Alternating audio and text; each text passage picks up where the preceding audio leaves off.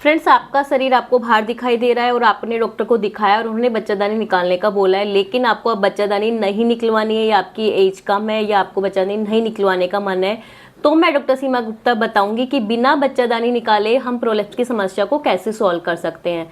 तो फ्रेंड्स, सबसे पहले अपने को ये देखना होता है कि आपका स्टेज क्या है, मतलब जो प्रोलैप्स का बीमारी है वो कितनी स्टेज का है, कितना गंभीर है। जब आपका प्रोलैप्स आपको वेजाइना के बाहर दिखता है वो स्टेज 3 होता है। मोस्टली पेशेंट हमारे पास स्टेज 3 पे आते हैं। जब at the end of vagina के आपको लेवल पे अगर आपको दिखता है, जो ओपनिंग है वेजाइना की वहाँ आपको दिखता है, वो स्टेज 2 होता है। और अगर वेजाइना की ओपनिंग के ऊपर है लेकिन मरीज को फील होता है कि मेरा कुछ नीचे खिसक रहा है, वो स्टेज 1 होता है। और पूरा ही जब बाहर आ जाते हैं तो स्टेज 4 होता है। तो मोस्टली पेशेंट हमारे पास स्टेज 2 या 3 इन पे आते हैं। 4 पे थोड़े कम आते हैं और 1 पे भी थोड़े कम आते हैं।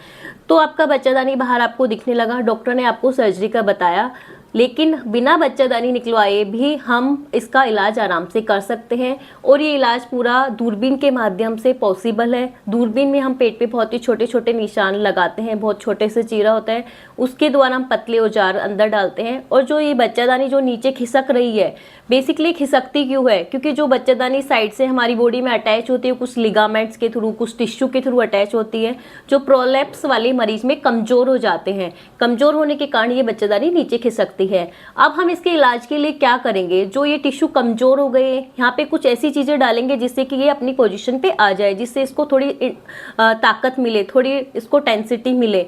इसके लिए हम क्या तो परमानेंट धागे डालते हैं या मैश डालते हैं, जो आपने जाली का नाम सुना होगा। इसलिए हम क्या करते हैं, बच्चादानी को जो पीछे के जो लिगामेंट्स वीक हो गए, साइड के टिश्यू कमजोर हो गए, उनको हम स्ट्रेंथन करने के लिए क्या तो जाली डालते हैं या परमानेंट धागे डालते हैं।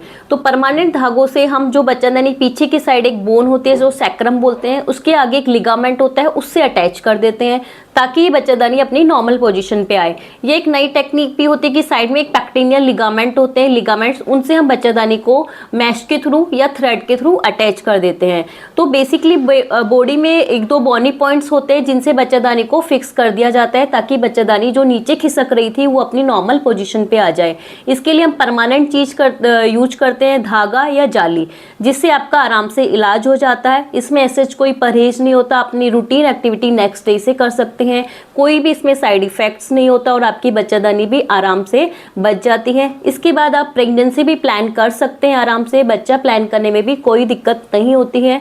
तो ये सब चीज़ों से हम बच्चादानी को बचाकर प्रोलैप्स का इलाज कर सकते हैं। तो फ्रेंड्स, अगर आपको प्रोलैप्स की दिक्कत है और किसी डॉक्टर ने आपको बच्चादानी निकालने का बोला है और आप निकलवाना नहीं चाहते हैं, तो आप हमसे कांटेक्ट कर सकते हैं। दूरबीन से हम बच्चादानी को बचाते हुए प्रोलैप्स का सर्जरी करते हैं।